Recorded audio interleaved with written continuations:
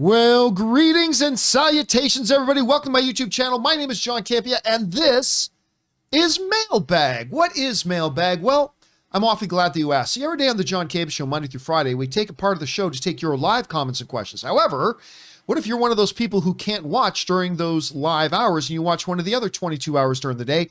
You can get your comments and questions answered as well, and that's why we do these Mailbag shows. Now, if you've got a comment or question that you'd like Rob and I to address on Mailbag, simply go down to the description of this video and you'll see a tip link. Click on that there, or enter it in manually at that's the wrong one, there it is, www.streamelements.com/movieblogtv/tip. You'll be getting your comment or question read on our show if we deem it appropriate to be read on the show. And of course, you'll be supporting the channel at the same time, and all of us involved with the John Campea Show and Mailbag. Thank you guys so much for your support. And I am, of course, joined today by the one and the only Mr. Robert Meyer Burnett. Robert, how you doing today? John, it's another great day to answer our viewers' questions, comments. I love doing this. By the way, side note, earlier today on the John Campea Show, somebody brought up the fact that there was a report going around that Blue Beetle, which Warner Brothers is developing into a movie, and that they said was originally going to be made for an HBO Max original movie, much like the Batgirl movie. There's a report now going around that it's going to go actually theatrical. And we looked into it and we did some checking of our own and talked to some people we knew. And yeah, it is. It's absolutely true. Blue Beetle's going theatrical. How cool is that, Which man? is very cool. I thought that was one that should go theatrical. I know. And obviously their day and date strategy in 2021 didn't work out so well. No, sir.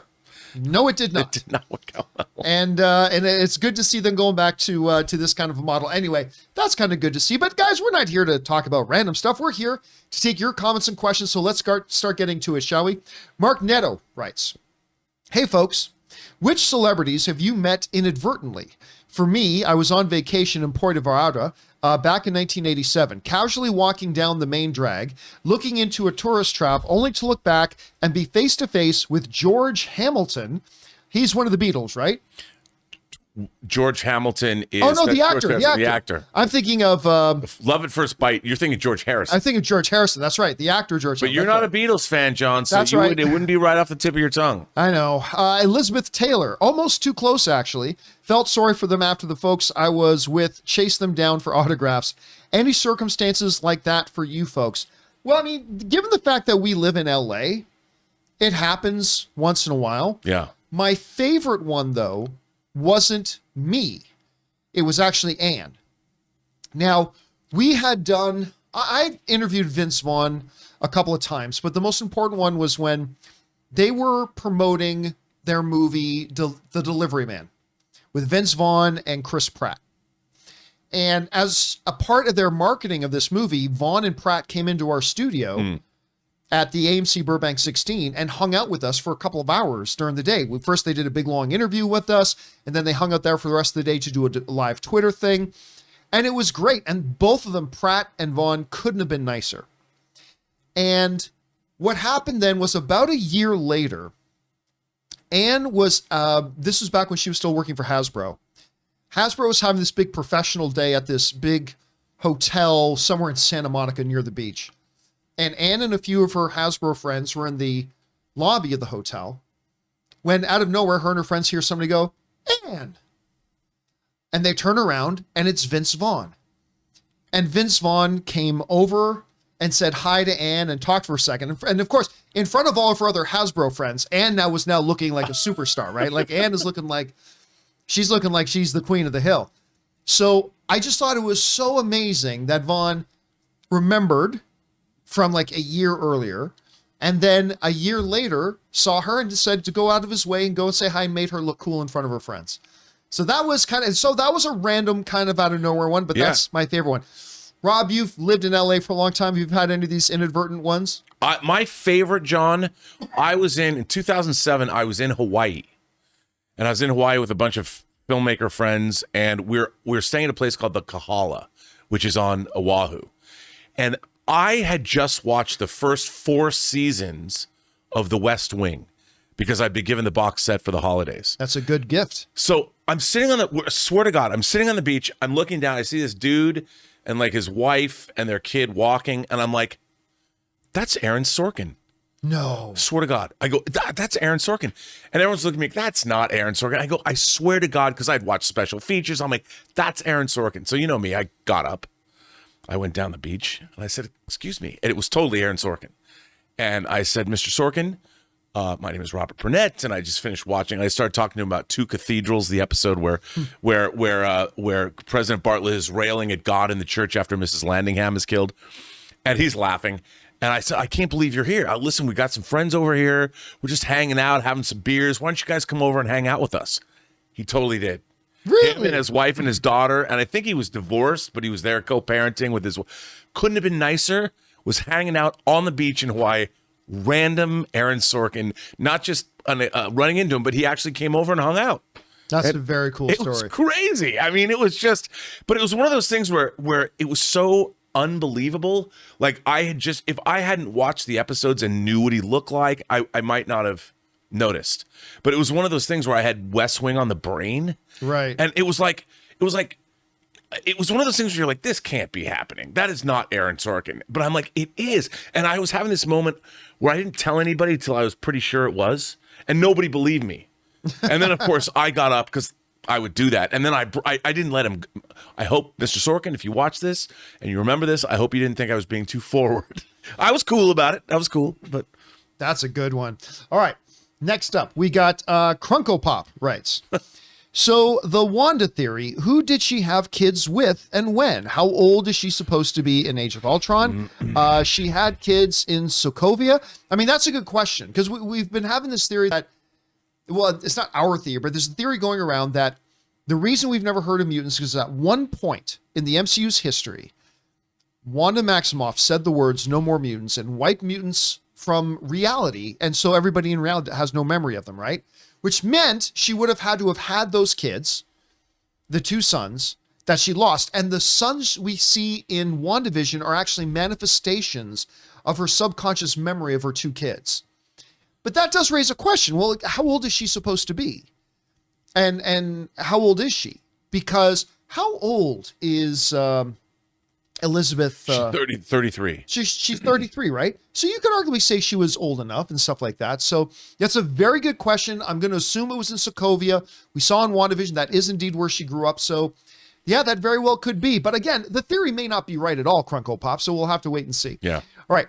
Thanos was a butterfly, writes, and he tips in like $20. Thank you, Thanos, for supporting our channel on that level, man. The Viceroy drew me in years ago, and I've been listening ever since. Keep up the great work. Any possibility you will have a fan screening of Thor: Love and Thunder? Work travel to LA area around July time. I'd be happier than a Vespa dealer on Tatooine to attend. Maybe. I mean, we're about to have our a John Campea Show fan screening of the Batman. Yeah. On opening day, the 4th, Friday the 4th. I guess it'll depend on how it goes. I mean, if it's a miserable experience, then no, we'll probably never do it again. If it's a great experience, then we'll probably do it for Doctor Strange 2, and we'll probably do it for Thor: Love and Thunder and all the significant things that come out. But that's one I would do. I mean, I'm really looking forward to this. I think it's going to be fun. I'm with you too, man. You know, we should do one for Elvis too.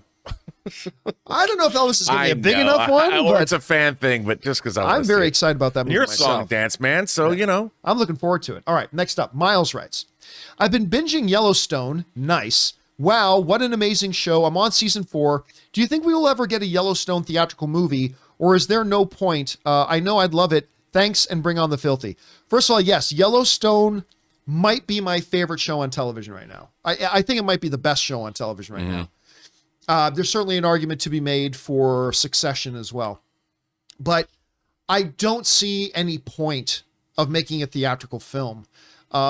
Generally speaking, there has been the odd rare exception like X-Files, but generally speaking, people don't go to the movies for things they can watch for free at home. And that's kind of played itself out before. Again, X-Files was one of the exceptions to that. But while it's a show on TV and doing very, very well for Paramount, and one of the few big successes Paramount is having in the world of television right now, I really don't see what would be their game or the point of putting out essentially what would just be glorified 2 episodes put back to back. So I'm going to go on a limb here, Miles, and guess no, we won't see. Now, ask me about 5 years after Yellowstone goes off air. Right. maybe. But for right now, no, I don't think they're going to ever do one. All right. Stubble McShave writes, I don't think this will happen in Doctor Strange 2, but the internet would explode if there's a scene where multiple universes are fluctuating in 2-second segments and one of those features a DC character for 2 seconds before it changes to another universe. I mean, maybe, but why? I mean, having the idea of the original Spider-Man popping up in Spider-Man, there's a narrative reason to be excited for that. Because there is connection to that. There's purpose for that. What's the purpose of having, you know, in a Doctor Strange 2 Multiverse of Madness, quick fluctuation and, oh, there's Ezra Miller's Flash for like 2 seconds and gone? What's the point of that other than mindless, pointless fan service? Where we were talking the other day about fan service can be great if it's built into the narrative of what the movie is. Otherwise, any kindergarten child can write that. Okay, so then Doctor Strange sees something in the flashes. I'm like, any child can write that. There's nothing creative or inventive or purposeful about that. So, yeah, would people freak out? Sure. But the same way a group of puppies would freak out if you dangle silver keys in front of them. I would only say this, John. As it's been reported, on the set of Guardians of the Galaxy 3, James Gunn did get Ezra Miller and Jason Momoa in costume to shoot those pops for the end of Peacemaker. Yes. What if James Gunn, when he called up to Kevin and said, yo, Kevin, and he's like, they're going to be on the set of Guardians 3? Do you think you could shoot a few other lines of dialogue for me? Because James Gunn did say in this interview that he let Ezra Miller riff, like improvise, and he said it was one of the great improv sessions of all time. And they filmed him for like a half an hour shooting improv. It's adorable you think Kevin Feige has the authority to greenlight that. Well, I mean, he greenlit that shoot. So sure, he allowed but him. That was. But I'm just saying that what if James Gunn just for fun said, you know, just what James if? Gunn doesn't have that authority either. I know, but they have the footage. This goes way above them. And but again, I'm just saying. I mean, what's the point? Yeah, well, I mean if it was would... just a quick pop in the multiverse, I mean, it could be cool. I'm not going to lie. I might be the only guy to do this. I would roll my eyes. It's like, this is completely pointless. This would have as much purpose as having a girl in a shot flash her boobs. No, you're not wrong. You're not wrong about that. But what if, like, and you're seeing various iterations of the multiverse, and it was just a quick pop, like Flash. You see Flash running because of Flashpoint. I would still think it's cheesy.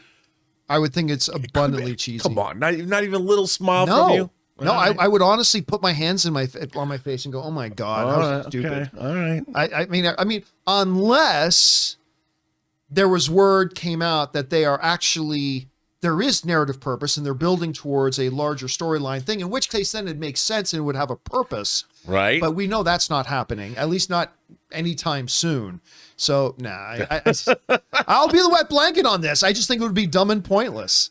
Again, I gotta say, I get we're children and they'll just be jangling keys. Ooh. Yes, John, that's exactly right. And I am so there for it. I am there for it. Jangle those keys, buddy. All right.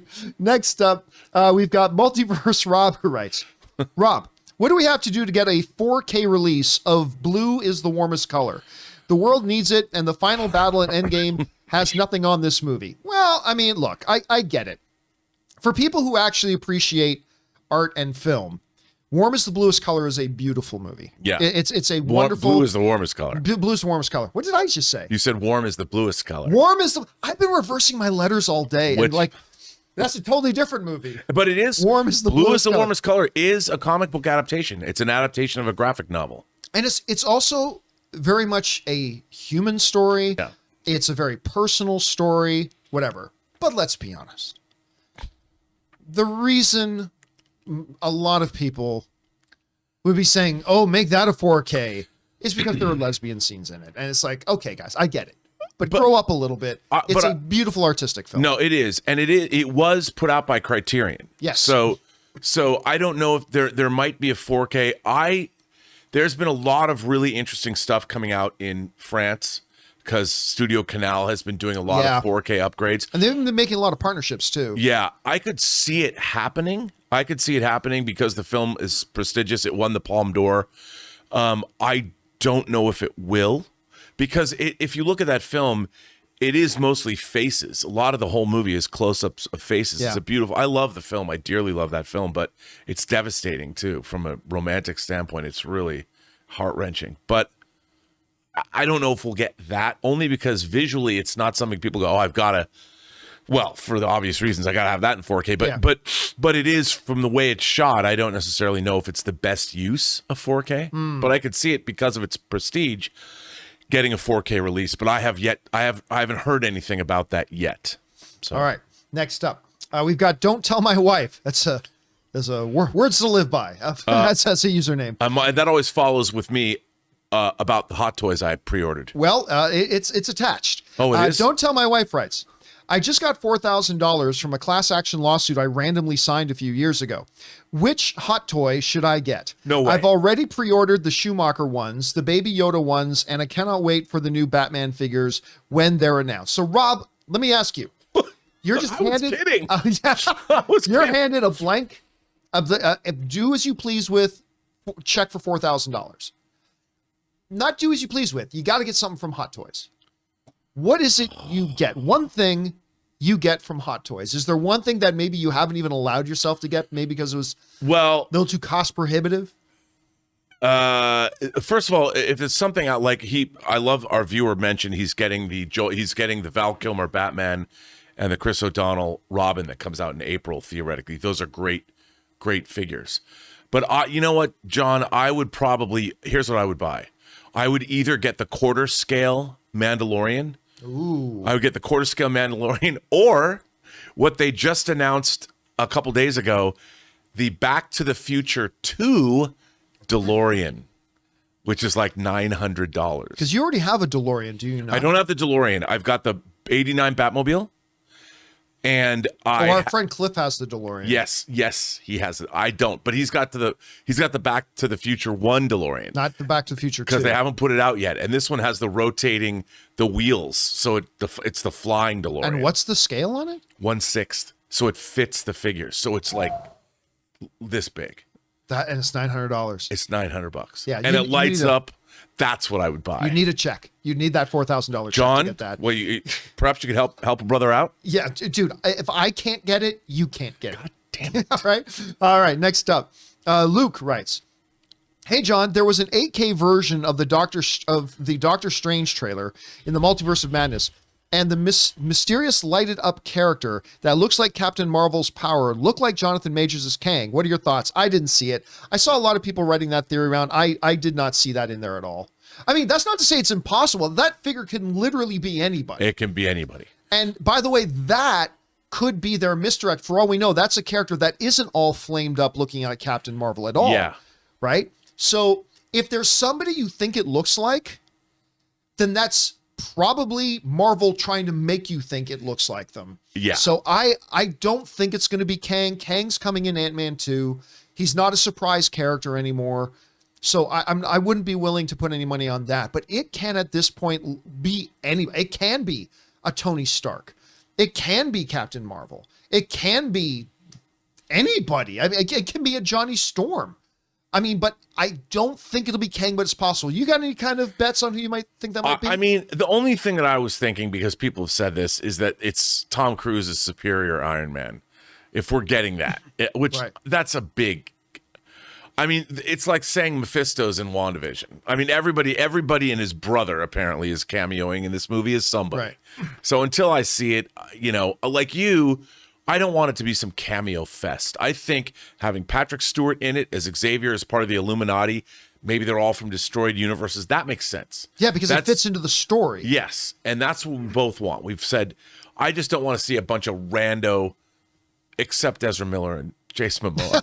I don't want to see any random, like just a bunch of rando characters just showing up like, hey, look at all these variants, because one, Hot Toys will make those variants and I'll have to want them. But no, I just think, like you said, it has to serve the story.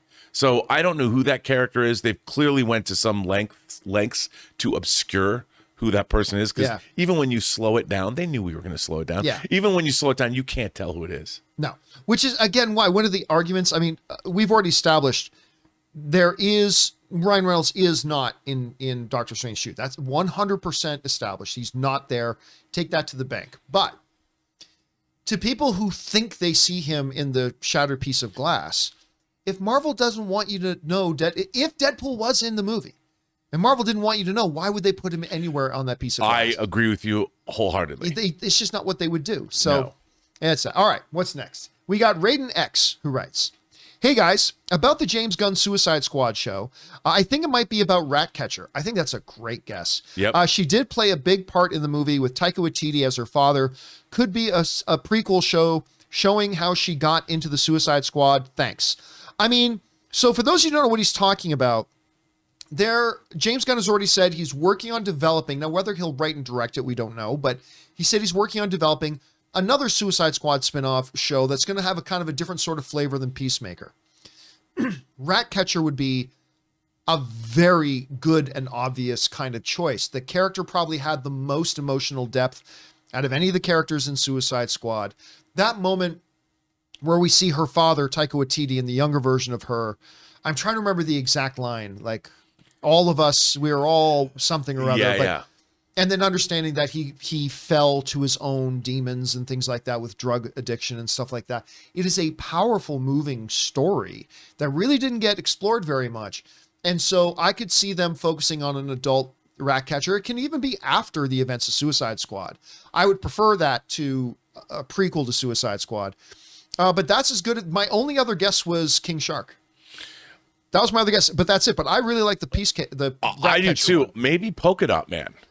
Yeah, I could see. But again, that would have to be a prequel. Yeah, no, absolutely prequel. You'd be learning who he was and where he came from. I could see that character because he's very James Gunn. Yeah, Or his pathos or whatever happened to him. Again, I hesitate about the idea. Okay, but we already know what happens to this character now. I know, you're right. I mean, it probably would focus on him and his mother, who he sees everywhere and who he hates. But again, I'd rather a story move forward like Peacemaker did. Yeah, I agree. But I don't know. But I think Ratcatcher is a really, really good guess. Okay, next up. Raiden X also writes, "With all the Doctor Strange talk recently, I'm still kind of bummed out that we didn't get a proper Dormammu. While the I've come to bargain scene/moment was awesome, it still left me like, wait, that's all the Dormammu we're getting? Well, I mean, Raiden X, you got to keep a couple things in mind. Number one, nobody cares about Dormammu. I mean, when it comes to the average movie-going audience, even most of the people who saw Doctor Strange do not remember the name Dormammu. Right. So the general audience really doesn't care about him. It's not like a Joker or something like that where it's a villain that the audience knows about, and where it's a Doctor Doom or something like that. Nobody knows who he is and nobody cares. I mean, those in the know probably care. Beyond that, really there's a theory going on that Dormammu, or as some people pronounce it, Dormammu, might be behind the manipulation of Wanda. Like if Wanda does go bad, there's a theory going out there that Dormammu might be the one behind it, which isn't a terrible theory. The problem I have with somebody like Dormammu and this is the same problem I have with like something like Galactus. How do you make that interesting in a movie? Like Doctor Strange can't fight Dormammu. The Hulk can't fight Galactus. Each of those movies would be a race against time to come up with a loophole. Much like Doctor Strange, doing a trick and saying, I've come to bargain, and doing the time loop thing to kind of trap him and force his hand. That's what all that movie would become, is a loophole. Nobody can fight him. So I think we've seen as much of Dormammu as we needed. I'd be perfectly fine if we never saw him again. But if they do bring him back, it'll have to be for a really good narrative reason. And the theory that some people have about Doctor Strange 2 and his connection to Wanda could be that. I know, Rob, like you've been reading this character for a long time. You're familiar with him. Do you think there's more avenues they could explore in an MCU with like a Dormammu? There always could be. And if you're a comic book reader, these villains especially they've had different iterations over the years. But for a movie-going audience, unless a villain is incredibly memorable, you've been there and you've done that. And I think that when you're part of the fun of watching the MCU is they bring in new villains. You know, you can bring back old villains if you want, but you want to see new villains that you've never seen before. And I think Dormammu, that character, because it's so fantastical, not that Multiverse of Madness isn't, but it's like if you overuse that character too much, I think it loses its potency. You know what I mean? Yep. Like if he comes back again, the way they used him was incredible. It was great. It was so much fun in that first Doctor Strange movie. But unless you're going to do something even better, what's the point? Right. Then it just becomes another race for Doctor Strange to come up with another loophole. Right. Exactly. You're exactly right. Next up, Dagovi writes, I got a mad idea. What if Deadpool is in the Multiverse of Madness? It's just not played by Ryan Reynolds. He's played by Hugh Jackman. Kills two birds with one stone, gets Deadpool in the movie and Hugh in the MCU. Well, I mean, number one, it is absolutely possible that we see a poster of Deadpool on the wall or somebody walking by dressed as Deadpool, whatever. The only thing I know for 100% sure you can take this to the bank is that Ryan Reynolds himself is not in the movie. Could they come up with something else and like have a version of Deadpool, whether it's in the background? Yeah, that's possible. They could. Again, there's no purpose for it. Right. And I can't help but think that if they brought in, if this was Thor Love and Thunder, Rob, and they were talking about the possibility of a Deadpool appearing and whatever, then a Hugh Jackman appearing as a variant of Deadpool, that kind of fits the tone of what a Thor Love and Thunder is. A moment in Doctor Strange 2 really what they're looking to get?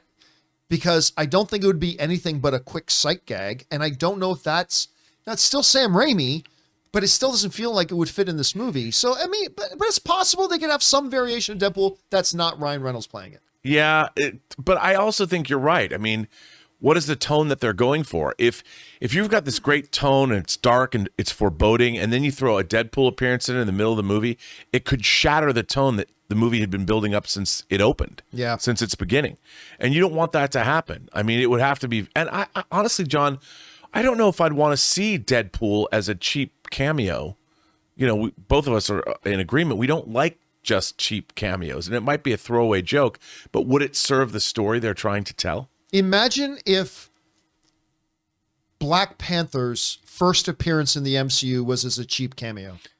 It wouldn't have been good. No, it would be unbefitting the MCU. It would be, you know, beneath the character of Black Panther.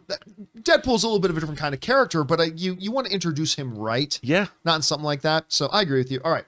Next up, Sino 10101 writes, only found your show in January, but I've been loving it and is now a staple to listen to while I work. Well, thank you so much for that, Sino. It's good to have you here, man.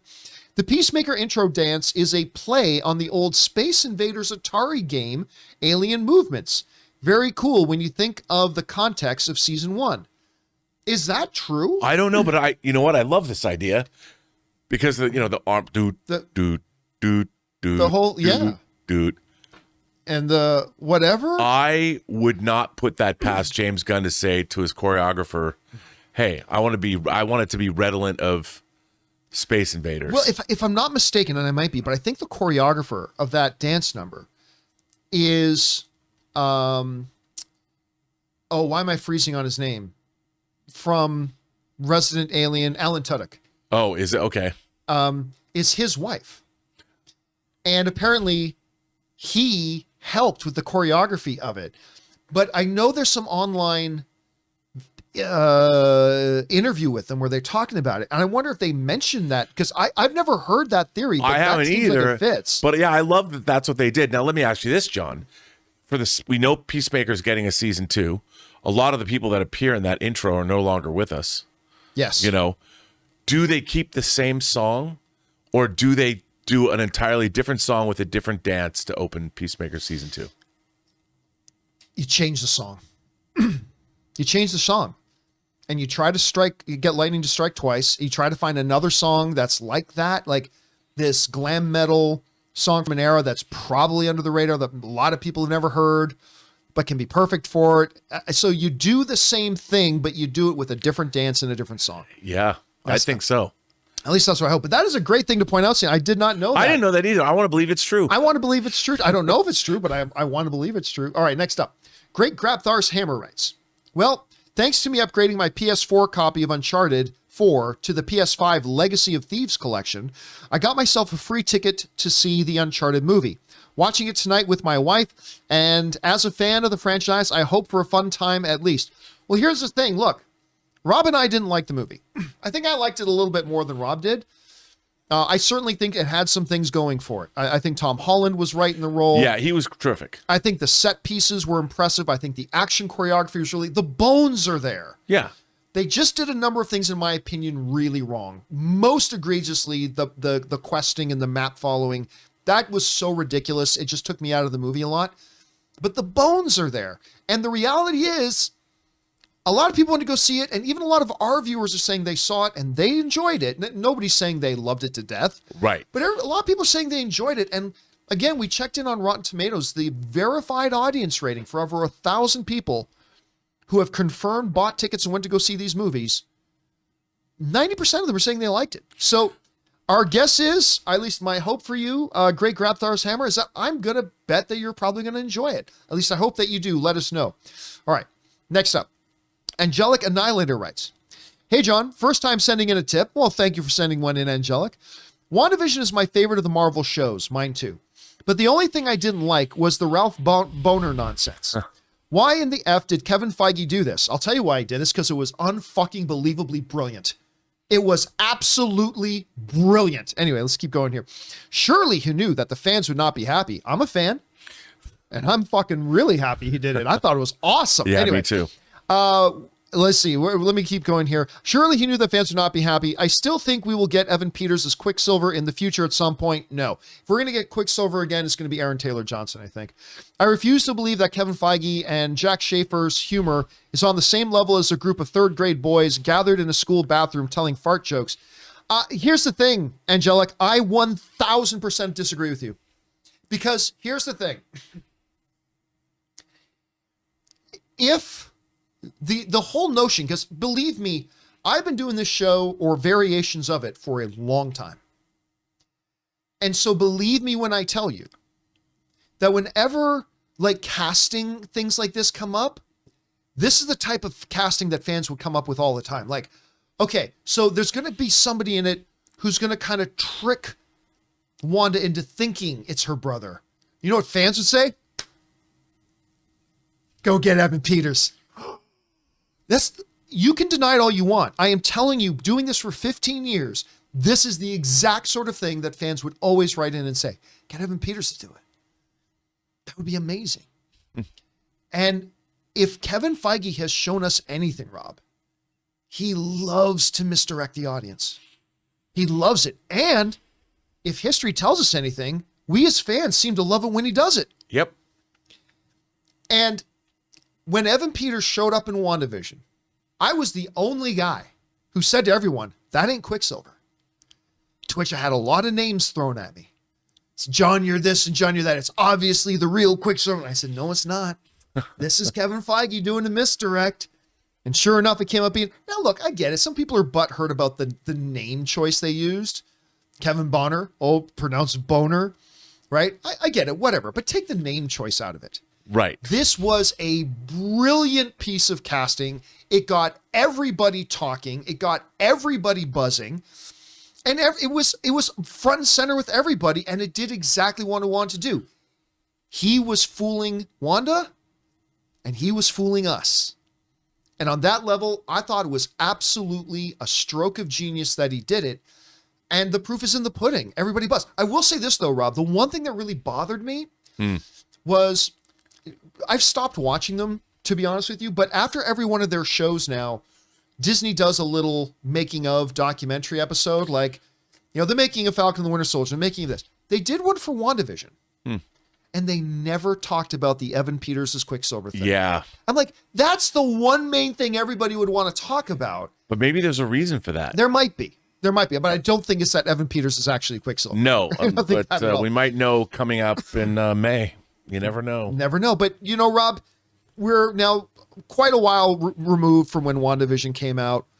what do you think about, as we look back on it, that casting decision they made to have Evan Peters as the fake Pietro? Look, I thought it did what it was designed to do, which it got everyone in a lather talking about it incessantly on the internet. What great promotion, free promotion. We're being played, people. Kevin Feige is playing all of us like the fiddles we are. He's rosining up his bow, and he's drawing the bow across the strings, and it made an evil hiss, just like the devil when he went down to Georgia. Kevin Feige is playing us all the time. And you know what? We are his willing supplicants. Please, Kevin, tell us something more. Whether we believe it or not, we're going to talk about it on the internet all day long. And Absolutely. you get free marketing. All right, next up. Korea Got Soul writes, hey, John and the gang. So I'm interested if you guys have seen the Cuphead show. It's on Netflix and it just came out. It's based on a video game that is hand-drawn animation, which pays homage to the 1930s cartoons. It's pretty good, but hard. PS4 has it. I've seen a lot of the game. Like it feels like every year at the Video Game Awards, there's the Cupheads is up there. I had no idea they were doing a show though. I didn't either. It's the first I've ever heard of it. Oh, so you're unfamiliar with it too? Unfamiliar with it too. Okay. Which, it's not surprising it's on Netflix. How would I know it was there? Yeah, Netflix, teaching a masterclass on how to keep your shows hidden from people. Had no idea Korea Got Soul. I might have to check it out at some point. Thanks for putting it on our radar, man. Netflix certainly didn't. All right, next up. Dangerous D writes, hey, John, last year Warner Brothers announced rebooting Under Siege for HBO Max. Since then, there's been no word on the progress, no cast announcements. Is it safe to say that this project has allegorically sunk to its demise? Have you heard any news? Are you disappointed? Well, I mean, first of all, I've heard no news. Heard nothing about it. That's part of the problem. But I've heard no news about it whatsoever. That, however, does not necessarily mean that it's come off the tracks, right? Like, how long ago did they announce Black Adam? And we're now just 5 or 6 years later finally going to be getting it. So I wouldn't worry too much about it. However, I wouldn't be surprised to hear if it died, because when they announced that they were going to be doing a reboot of Under Siege for HBO Max, I didn't hear one shred of enthusiasm from anybody about it. Now, would I give it a chance? I absolutely would. Would I be heartbroken and disappointed if they didn't do it? No, I'd be perfectly fine if they didn't.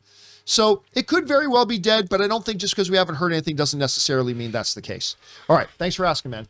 Next up, Dangerous D also writes, hey, John. John Cena took to Twitter reporting that episode 9 of Peacemaker had the biggest single day performance of any Max original series and earned a 44% increase in viewership over its pilot.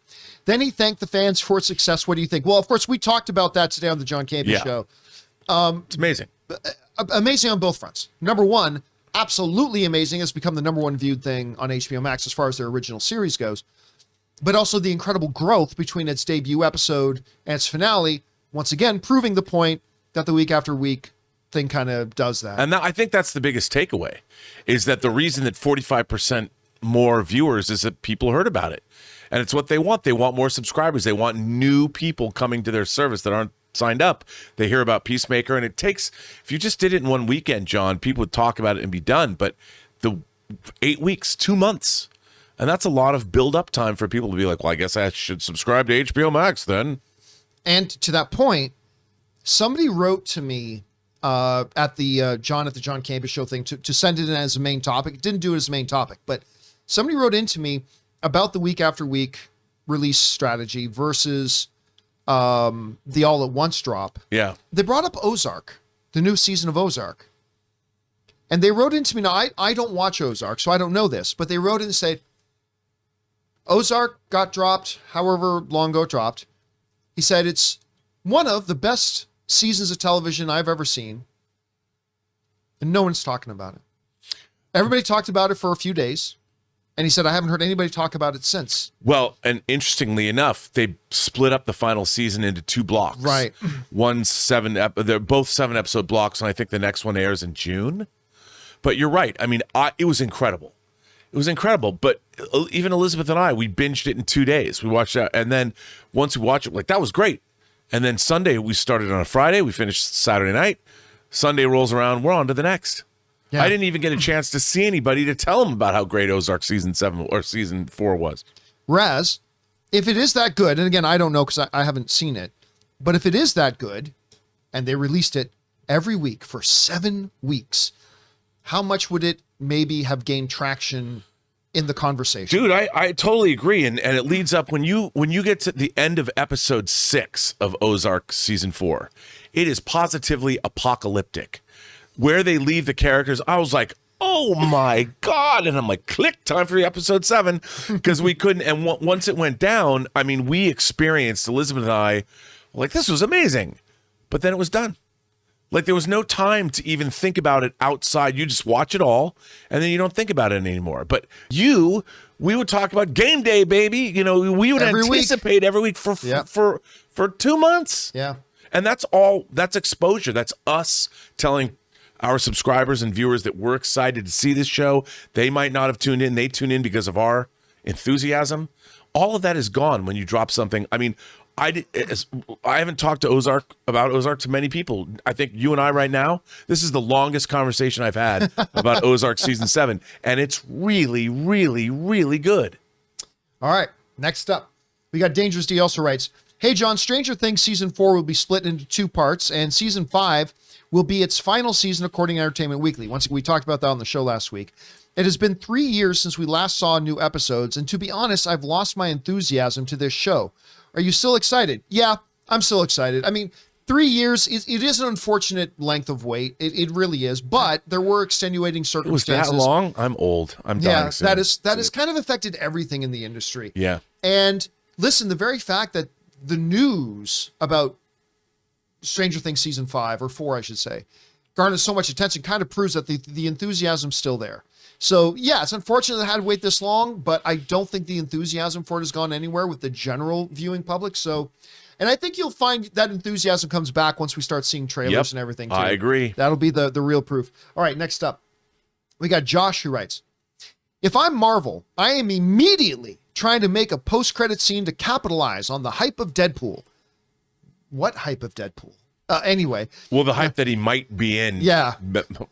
Imagine a flash and boom, there's Deadpool looking at Rogers the musical sign. Looks straight into the camera and says, we are going to have effing fun now. It would ruin the movie. Let me phrase, that's too extreme. It would ruin the moment of the movie. Yeah. Look, number one, there is no momentum for Deadpool right now. The general audience knows nothing about these conversations that we're having on this show. And then what's the point of capitalizing on something if you don't do it right? And we were just talking a little bit earlier that you don't bring in Black Panther into the MCU as a quick cameo in Ant-Man. You bring him in properly in Civil War, make him a significant character, have him fit into the story, and have an important role to play in the narrative. While I get what you're saying, Josh, that doesn't fit anything of what we've seen from Doctor Strange at all.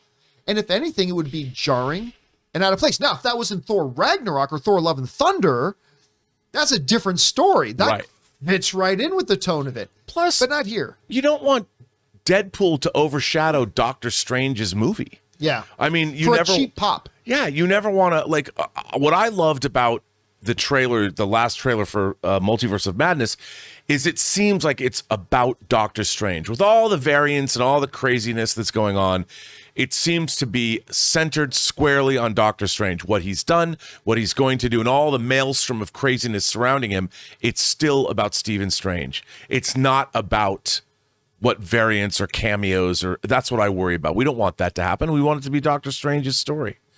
All right, next up, we've got Tom who writes, wild theory for you. In Doctor Strange 2, what if the room and chairs, which we all think are for the Illuminati, are actually going to be variants of Kang? The line we hear from Patrick Stewart is actually from a different part of the film. I've heard that theory. Again, I don't see how or why Kang fits into this at all. This is not Kang's realm. This Doctor Strange mysticism realm, it's really not it. So theoretically, it is something they could do, but what would be the point of doing that? First of all, it's not even a good misdirect because they're not even showing us really anybody who's in the chairs. Right. So I don't see how it fits in. I don't see how Kang, look, is it impossible? Absolutely not. Absolutely not impossible. Does it make any sense that it would be Kang? I don't see it right now. maybe after we see the first 15 minutes of the movie, we see sense. But right now, I don't see any sense. Rob, what about you? I agree with you. I mean, I think we just have to wait and see, and I look, I believe they're teasing the Illuminati or whatever for a reason. And Patrick Stewart's there for a reason. So, all right, we shall see. Next up, we got an anonymous viewer writes, "Hello, John and company. Did you guys catch the trailer to Father Stew? Yes. It looks like Wahlberg and Mel Gibson are doing a movie together. It's being completely financed by Wahlberg. Seems to be a passion project for Wahlberg. Keep being awesome." Yeah, I saw the trailer. I liked the trailer. I do too. I'm not sure I'm going to like the movie. Like I've seen a lot of trailers where I got, man, that trailer was awesome, but I can just tell that movie's going to stink. I'm not saying that about Father Stew. No. But while I thought the trailer was good, it didn't really move my needle on wanting to run out and see it. No, the trailer told us all the twists. I mean, yeah, it kind of did. I'm watching the trailer going, okay, you can tell us one element of the story. I thought when she tells the girl, the love interest tells him, you're not even Catholic or whatever. There was so much there. I'm like, oh, I could watch that movie. Then it just went on and on. Then he becomes a priest. Then he has a muscular degenerative disease. I'm like, it's almost like I'm watching a parody movie that they would do on a Saturday Night Live They even sketch. showed the redemption of the relationship between the father and son. Like they showed it all. All of it. And I'm not sure it was like, I felt the need to run. The true story is very inspiring though. Yeah. So I don't know. We'll see how that kind of turns out. All right. Next up. It did look good. It was a decent trailer. Old Danny Boy writes, "I'm sure it's been mentioned about 100 times before, but I love that Eagly misses his mark in the Peacemaker intro, looks down, realizes it, and then takes the extra step forward. James Gunn over there doing the Lord's work." I'm not so sure that it was a movement of them showing him getting back on his mark. I thought it was just Eagly kind of just being an eagle and then calling attention to himself and then with his wings. Either way, it's just another part of the brilliance of that opening number. And the whole way they've used Eagly. Yes. It's been brilliant from the get. Yeah. And then they got to, what was it, episode 4 or 5, where it's like, where he starts ripping out people's eyes and stuff like that. Oh, yeah, Eagly just ain't some cute animal who hugs. Right. He's straight up murdering people. Like, He learned straight from the up best. murdering people. Yeah. I love Eagly. All right. Next up, Dangerous D writes, "Hey, John, there are images coming out that Batman and Cyborg were supposed to be included in that finale of Peacemaker. Apparently, the picture shows the original image that has Batman and Cyborg along with the rest of the Justice League. Why do you think they were digitally cut?" Yeah, I heard that too. Actually, I even saw a post from the guy. It wasn't Ben Affleck, but the guy they hired to be in Ben Affleck's Batman suit. And they just mentioned that, I don't know why they took me out, but they took the character out. Still, it was fun to be on there. I don't know why they chose to take out Batman and Cyborg. I mean, I can have my guess, but it's just like baseless guessing. A baseless guess about Batman. They've already got a lot of Batman stuff going on right now. Yeah, and also, look, there's no Cyborg movie coming out. There is a Flash and Aquaman movie coming out. Yeah. So, they probably and there's a Wonder Woman movie yeah. that's coming, and I don't know about Superman, but still, they did that. I can speculate and guess baselessly that they didn't want to add to any confusion about the status of Batman. With the Cyborg one, that doesn't take a rocket scientist. I think we all have a guess about why they didn't have Cyborg. Sure. But at the end of the day, it didn't matter. I mean, I love Ben Affleck's Batman, but it doesn't matter that he wasn't in that scene. No, and it wouldn't have mattered if Superman wasn't in the scene. It doesn't matter that Cyborg wasn't in the scene. The idea that Justice League all doesn't have to go everywhere together all the time. Yes. Maybe there's other things going on that other members of the Justice League had to attend to. By the way, question. Was that the first time in universe they've ever referred to the group as Justice League? I can't remember. It might very well be. They may have in James Gunn's Suicide Squad, but I don't remember. That might have been the first time we actually heard them referred to, because they were never referred to as the Justice League in the Justice League. Right. So, I mean, I don't know. I'm just wondering. That's a good question. Now I want to know the answer to it. The answer at the end of the day, though, they weren't there, and it doesn't matter that they weren't there. I mean, that's ultimately the very fact that we had Jason Momoa and Ezra Miller was enough. And their exchange. I mean, another thing, I've been seeing a lot of people online, they disrespected Zack Snyder's Justice League, and I'm like, I thought it was hilarious. By the way, it's not like people don't joke. You know, it's not like they can have a few off-color moments. Just because they're the Justice League doesn't mean they don't have fun. You know who thought it was awesome? Jason Momoa thought it was awesome. Yeah, he did. And it was awesome. If you're an idiot and don't see that, that's on you. It was hilarious. It was hilarious. And I love Jason Momoa's Aquaman. I thought that was a great joke to put in there. It was no more disrespectful to any of them than any of the jokes that Peacemaker made about Green Arrow. Although, did you see what Stephen Amell said? Yes. It was a pretty damn funny. I take it in spirit of good fun. Oh, yeah. But it was pretty damn funny because somebody asked Stephen Amell on Twitter, what did you think? Because, he makes a joke. Yeah. Green Arrow, he goes to brony conventions as the back part of a horse with a big open butthole on it or whatever, right? And somebody asked Stephen Amell, what do you think about that? And Stephen Amell says, I haven't seen the show. Because you remember, Stephen Amell right now is doing a show called Heels. Right. About the world of professional wrestling. So Stephen Amell replies, I don't know, I haven't seen the show. I've been too busy showing John Cena what professional wrestling is supposed to look like on TV. Come on. That is a great retort. A great retort. That was a very good response. I also should tell fans that these guys are having a great time. I believe so. Yeah. This is I think it was all done in fun. All done in fun. So good. That was a great response. that was wicked. It was and hilarious. Yeah. Come on. Just as the whole end scene and the build up to the joke of Aquaman going, I'm so tired of that rumor. And Ezra, because here's the thing too, Ezra Miller then turned to him, it's not a rumor. And then having Jason Momoa say, fuck you, Barry. Because not only was that hilarious in and of itself, but to me, more than in Batman versus Superman, Justice League, or Zack Snyder's Justice League, it showed real chemistry between the members of the Justice League. Yeah. Better than in Josh Whedon's version, better than in Zack Snyder's version. That moment and that little exchange for me between Momoa and Ezra Miller had the best chemistry between the members of the Justice League than I think we've seen on screen yet. It was hilarious. It was so much fun. Fuck you, Barry is one of my favorite lines ever in television. I thought it was great. Anyway. All right, next up. We go to Jed Elias, who writes, hey, John and Rob, if he's there, and he is here. Not sure if you're an animation guy, but would you ever consider doing a movie club for Pixar's Up or another one of Pete Docter's movies? All his films have changed my life significantly, and I'd love to hear your thoughts. Oh, listen, I can guarantee you, I don't know which one and when, but I can guarantee you we will be doing some Pixar films. Yeah. There is no doubt. Like, there are several, like, Incredibles has to be one of our movie club movies. One or multiple numbers of the Toy Story movies has to be on the thing. Up has to be. One of only, I believe, 3 animated films in history to be nominated for Best Picture at the Academy Awards. That's going to be on our list at some point someday. So yeah, rest assured that will absolutely happen. All right.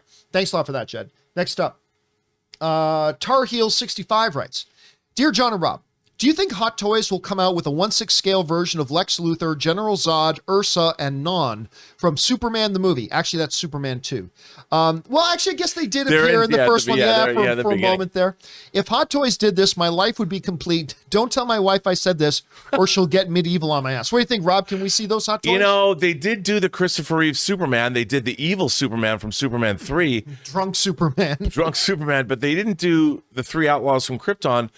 Man, I could see them doing it as a 2-pack. I don't think Hot Toys will do it now. I think that ship has sailed.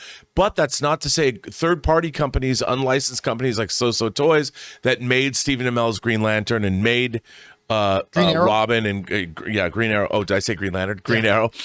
Yes, that made those figures. Like, I just got the Martian Manhunter from Zack Snyder's Justice League. We might see those figures in the future. I think those would be great. I would love to have all 3 of those figures. All right, next up. We've got Steele, who writes, I just saw Uncharted, and as somebody who played the games, it's pretty good. Holland definitely got to age some, but not that bad of a movie. As of now, it's got 88% on Rotten Tomatoes, at least an 88% audience rating on Rotten Tomatoes. So happy others are enjoying it. Also made 15 opening night. My guess is 75 opening weekend. Well, yeah, no, it came in well below 75 opening weekend. The official opening weekend, of course, was 44. The long holiday 4-day weekend came in at 50, which is a big jump over Sony's projection of 30. Yep. And now it made like $136 million worldwide on its opening weekend, which means it's on course. Pardon me, if it can have some legs, It'll be on course to breaking even and maybe making a little bit of money, which means, yeah, we might actually get an Uncharted 2. We'll keep our eyes on it, Steel. All right, next up. An anonymous viewer writes, hello, everybody. Spring is just around the corner, and I'm ready for summer. With The Sandals and the theme song from The Endless Summer 1 and 2, the best documentaries ever. Endless Summer 2 follows the path of ESI 30 years later. I'm not going to lie, I'm not exactly sure what he's talking about. Surfing. Endless Summer is a surfing documentary. I did not know about it. Yes. Yeah, and they're quite good. They're really, really good. And I'm assuming The Sandals is like a theme song from the movie? Yes. I have You would like Endless Summer.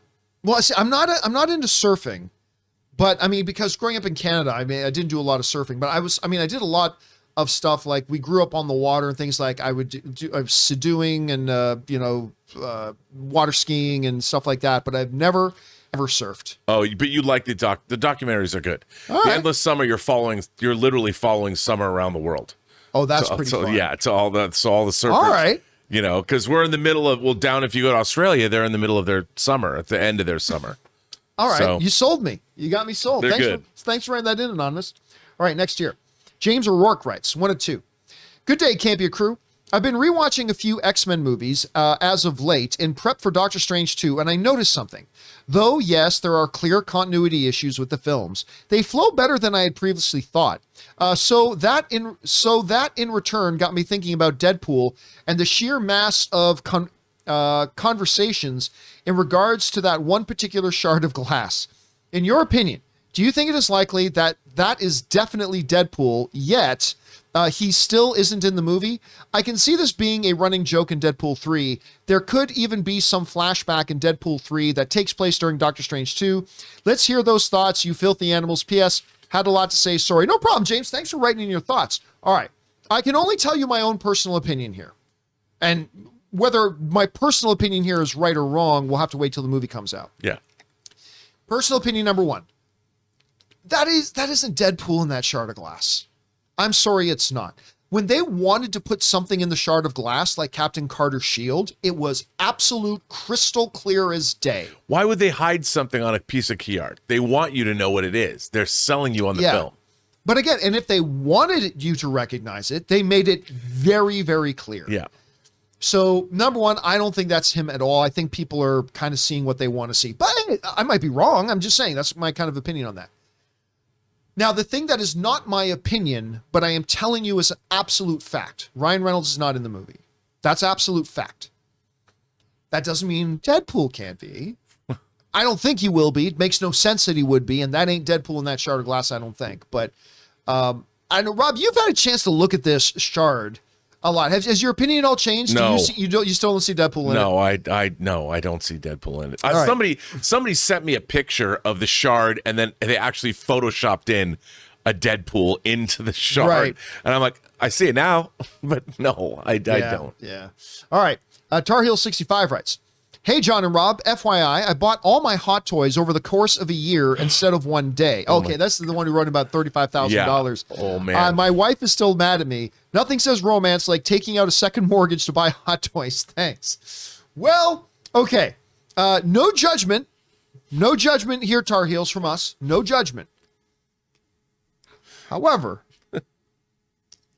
these things are meant to be things like Pops, Hot Toys, something collectible. These are meant to be side enjoyments, right? Things we enjoy that are luxuries. Yes. We do not encourage going into debt for any kind of luxury. Or taking out a second mortgage. Yeah, like Don't do that. a first-class cruise around the world. Well, at least then you got those experiences with the person you love, I suppose. Yeah. But even then, I would say going into debt for luxuries is not wise. And that's your grandfather talking. Yeah, maybe, but my grandfather talking is what's kept me out of debt my whole life, right? That's right. So I would say, look, here's a basic principle of mine. And look, I am not a financial expert. I'm just telling you what's worked for me. If I can't afford to buy something outright, that means I can't afford it yet. There's a reason I drove a piece of junk car for 8 years. even though I was making six figures at AMC and Collider and stuff like that, fact of the matter is I couldn't afford, and well, you can get it and put down payment, and I get it. That works for a lot of people, and that's fine. I'm saying I have a principle for myself that if I can't reach into my pocket and pull out the money to pay for something outright right now, then that means I can't afford it. And I'm going to wait and save my money, however many years it takes me, until I can. And then I buy it. And people will look at me and say, well, how did you afford to buy a Tesla? Because I drove a piece of shit car for 9 years and I did nothing but save my money. I saved and I saved and I saved and I saved until the day came that I was able to buy it. Because if I bought it on a payment plan or whatever, then I'd be paying more than what the sticker price is at the end of the day. And I'm cheap. I'm a cheap son of a bitch. I don't want to pay 1 penny more for something that I want to buy. So except for my house, which I will never have the money in my bank to just outright buy a house. Not yet. Not yet. I purposed myself many years ago, before I ever moved to LA, before I ever met Ann, my personal philosophy on finances is if I can't afford to buy it right now with what's in my bank account right now, then I can't afford it. And I would say, just my opinion, that I think hot toys fall under the category of a luxury. So again, no judgment. You do you, man. You do you. But I would not recommend to other people to take out a second mortgage to buy hot toys. Rob, you're the hot toy man. What do you think? John, here's the problem that I have. I agree with you. My problem is that I will not buy a hot toy until I have all the money to buy it. It's just that when I buy it, in 2 days rent's due. And then I have no more rent. So, and then my philosophy is, I'll figure it out. No, I kid. Yes, I agree with you 100%. Even though I haven't been able to live my life that way all the time, I do agree with you in theory. I just wish I was strong enough to live my life that way, because it would have been a much better life, to be honest. And again, I'm just telling you what works for me. That's just what works for me. That doesn't mean it's going to work for you or suit you. You do you. I'm just telling you what my personal philosophy is. And by the way, how do you write to us about your hot toy collection without telling us which hot toys you have? Give us a little taste. Just a little bit. A little taste. It's got to be a lot of them, though. I want to know what figure do you buy? Star Wars figures, Marvel, DC? What do you buy? Because at $35,000, that's probably at least 120 figures. Oh, that's a lot of figures. It's a lot of figures. All right, next up. But you always get more. Yep. Anonymous writes, hey, John, I've been thinking of the Kingpin's portrayal in Hawkeye compared to his glory in Daredevil Netflix series. Is it just me, or does it seem they've reduced him down to a low-level street mob boss instead of the all-powerful Kingpin from Daredevil? Well, look, this is, again, going to be an ongoing debate, and people don't like what I have to say. They all want to believe something, and that's fine. But the reality is this. It ain't the Kingpin. This is not the same Kingpin that we had in the Netflix series. But John, Vincent D'Onofrio said, Vincent D'Onofrio said a lot of contradictory things. Like, you cannot, like, the moment you say, oh, yes, he's more powerful than he was before, well, that ends the discussion. It's not the same guy. When you go into Deadpool on the brain, when you go into Daredevil, and his history is explained in Daredevil, and then Hawkeye explains his history very differently, it's not the same guy. Now, he can say, I played him as the same guy. To me, it's the same guy. He can say that all he wants, and that's great. But the bottom line is, the moment that Kingpin in Daredevil is right-handed and in here he's left-handed, it's a different iteration. It's a new version. And I think we're going to see that very clearly once we do explore Charlie Cox's character more, because there are going to be things that are very, very, very much true about Charlie Cox's Daredevil in Netflix that are no longer going to be true or the same once he gets into the MCU, whether it's a different character playing this role or a different this or whatever. Different iteration. And you can say, well, the Netflix Daredevil and Kingpin were from Universe 6B217, and this version are variants of those, but it's from Universe XY72B-4. They're almost exactly the same. Right. But minor differences. Again, at least the biggest thing to me isn't even the power level difference, which is clear and obvious. There's a clear and obvious power level difference between the Kingpin in Daredevil. And some people, well, maybe getting unsnapped gave him power. Funny, nobody else on the planet got power from being unsnapped. But to me, the biggest thing is the background story. Hawkeye, Clint laid it out that he was, the big guy was this, and then he took over the tracksuit mafia and he built him up. So he ran this town with the tracksuit mafia. That is not the Kingpin from Daredevil. So look, Kevin Feige may come along and show us directly in a movie or a TV show that this is absolutely a one-to-one direct, the same guy from those movies. And if he does, great. But until that happens, I think it's pretty clear it's not. But Rob, a lot of people don't agree with me, and that's totally cool. And I might be wrong, but how do you see it right now? Well, to me, it can go either way. My first inkling to say it doesn't really matter. I mean, these are characters that are the characters. You're 100% right. Yeah, you are way right. I mean, they're playing the same characters. It's an iteration of Daredevil. It's an iteration of Wilson Fisk. Did what happened in the Netflix shows actually occur? Was that them? Don't know. All I know is that they've brought the same actors back to play these characters again. And I would tend to defer to what they're like in the Marvel shows because that's where we're at now. Right. And just leave it at that. All right. Next up, Chaplin's Girl writes, I like that name, by the way. Greetings, John and the John Campea Show family. I discovered this channel last fall and have been enjoying your content ever since. Well, thank you so much for that, Chaplin's Girl. So I've been watching the press junket interviews for the Batman on YouTube. I know Andy Serkis has been interviewed for print publications. I was curious about his absence in the latest round of interviews. I assume he probably wasn't available due to prior commitments, but I was looking forward to hearing from him. Thanks for all that you do and bring on the filthy. Well, I mean, there's two possibilities here, Rob, and I think you'll agree with these, but let me know if there's a third. Possibility number one is exactly what you just said. That, hey, listen, Andy Serkis is now a successful actor, writer, and director. So I wouldn't read too terribly much into it if he's not available for every stretch. There's a lot of movies where one or two of the stars don't make the press junket rounds and aren't able because they're kind of busy or whatever. The other thing is the four key main characters in this movie seem to be Batman, Bruce, Selina, Edward, and Cobblepot. And Alfred is probably maybe the fifth or the sixth after Commissioner Gordon. Yeah. Important guy. So if you've got to have your main cast on the press tour, it strikes me that Alfred probably isn't one of them. So I really wouldn't worry too much about or read too much into it. And trust me, I'm sure once the movie comes out, we'll hear a lot from Andy Serkis. Yeah. But he's probably either busy or he's just not needed at this point. What do you think, Rob? I think you're absolutely right.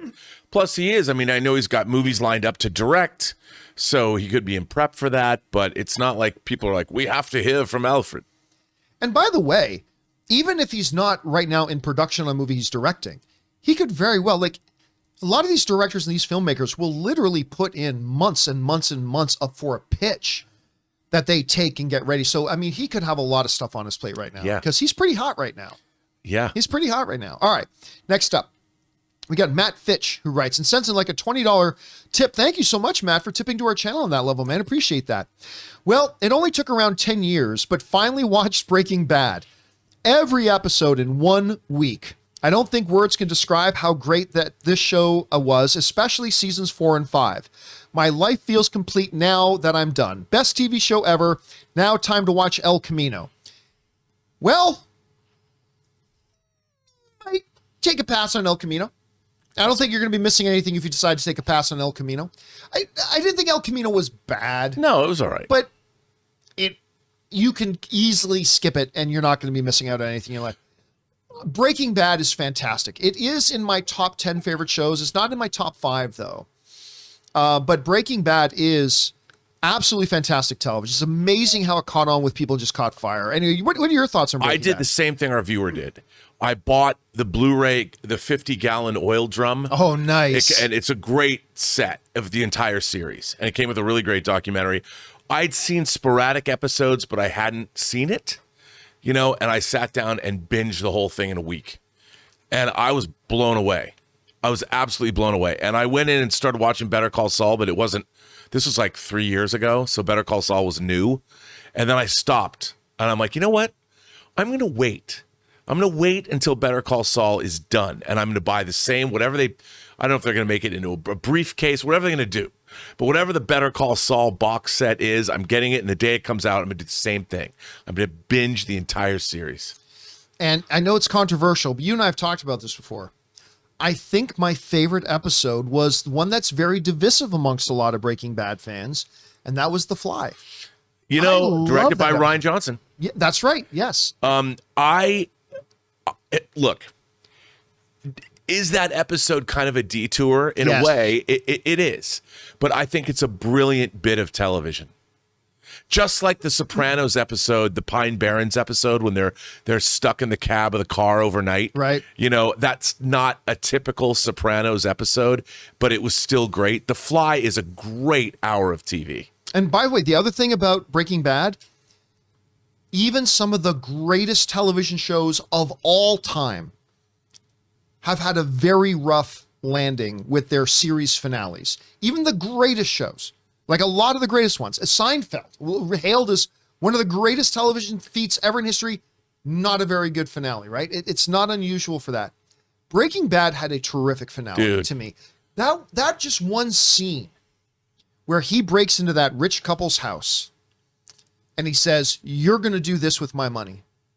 Oh, and by the way," and he hits a remote that puts a laser scope on their heads. "I've hired the whatever brothers, or whatever they were. The moment you deviate from this, they're going to take you out. And you're going to live the rest of your life knowing that you're always going to be watched. If you deviate," and obviously it's just a big part of his plan, but I'm watching this, I'm like, damn it, he thought this through. It was so good. And I have to mention, because if I think back to one of the most shocking moments for me personally watching TV, the death of Gus Fring. Oh, dude. As he comes out, he adjusts his tie, then he turns his face to the camera. It was one of those moments where I literally just gasped. And I went back and watched that like 20 times for his performance alone. Oh my God. Incredible. So good. All right. Next up, Sam Fisher writes, 1 of 2. I just finished David Tennant's Around the World in 80 Days. I liked it. They actually set up a second season by teasing the plot to 20,000 Leagues Under the Sea with Phileas Fogg and friends reading about a series of missing ships in the ocean. I love it. So it looks like Nemo's crew, but I'm wondering if they should do it anthology style with Tennant now playing Nemo, not Fogg, like how American Horror Story did with the same actor playing different roles to the season. I never watched this, so this is a new show. I don't even know if it's come to America yet. Okay. This is a new thing, and I'd love to see it because I love David Tennant. I used to grow up, when I was growing up, I used to read a lot of different stories of Captain Nemo, and then it was a thrill to be working at Satellite Studios at the time when we got contracted to do some work on the League of Extraordinary Gentlemen. And we did some work on that film. Horrible movie. Yeah. But I remember just to work on something that had Captain Nemo in it. Like, to me, that was a pretty big deal. My favorite live action Disney film to this day is the original 20,000 Leagues Under the Sea. Yeah. I love that movie. A lot of people do. From the 50s. All right. Love it. Next up, we've got Coochie Man writes, my top 10, number 10, De Palma's Blowout. Number 9, Paul Thomas Anderson's Phantom Thread. I'm glad you do. That movie did not get the love it deserved. No, I love that movie. It got an Academy Award nomination, so got the love it deserved from filmmakers, but a lot of the audience didn't. Again, I think that was the final movie of the greatest actor of all time. I think that was Daniel Day-Lewis's final film. Number 8, The 400 Blows. Number 7, The Handmaiden. Number 6, Edward Yang's Terrorizers. Number 5, Mustang, the 2015 version. Number 4, Once Upon a Time in Hollywood. Number 3, Columbus. Number 2, Fallen Angels. Number 1, Portrait of a Lady on Fire, which was great. Great. Fallen Angels, I hope you're talking about Wong Kar-wai's Fallen Angels, because man, do I love those movies. I will say this. I mean, that's a great list. I like Once Upon a Time in Hollywood. It is not top shelf Quentin Tarantino to me. I agree. I know it's controversial. Not one of my favorite. Look, I love Inglourious Bastards. I love Pulp Fiction. I love the vast majority of his films. Yeah, I do too. And I liked Once Upon a Time in Hollywood, but I did not love it. No, I walked out and thought, okay, that was good. I never felt the urge to watch again. Obviously, Brad Pitt's performance, insane. Leonardo DiCaprio's performance, insane. But there was so much of it that was just a very personal love letter to that age of Hollywood. And that's great, but it didn't really tell a story to me, especially everything that had to do with Margot Robbie's, what's the name of the character? Sharon Tate. Sharon Tate. It just felt utterly pointless. Like that. Here's an example. That entire sequence where she goes walking into town, and there's a lot of screen time spent on this. She was walking around town, talks to the movie theater owner, goes inside, watches her own movie. And I have had conversations with people. It's like, that was utterly pointless. There was no point to that in what the story of Once Upon a Time in Hollywood was. And somebody said to me, no, John, you see, that let us see that she was really still an individual looking for that validation. She wanted to go in and see the people loved her. I said, be that as it may, her receiving that validation still had nothing to do with the movie. Right. None of that had anything to do with what was going on. You want to humanize her before she didn't die, Yes, So humanize her before she didn't die. And I know there was a lot of things in that I thought was just empty time filler. And I get it. They spent a lot of time and money making the streets look like they were from that era. But man, I want to watch that movie again with a stopwatch of how much of this movie is just driving and looking at the scenery around them. I like the movie. I do. I enjoy it. So thumbs up. I just don't think it's one of Tarantino's best. But anyway, that's just, other than that, great list, man. Excellent list. All right. Next up, we've got Nathan Diggs, who writes, "Hey, John, at the end of Deadpool 2, isn't Deadpool a time variant that is hopping through the multiverse and breaking the fourth wall, correcting mistakes he and Ryan Reynolds made? If he's in the movie, do you think that's how they'll introduce him? He's absolutely not in the movie. I can 100% guarantee you that. He was not a time variant. He was our Deadpool with a time travel device jumping around in time and doing stuff like that. Or he was dreaming that.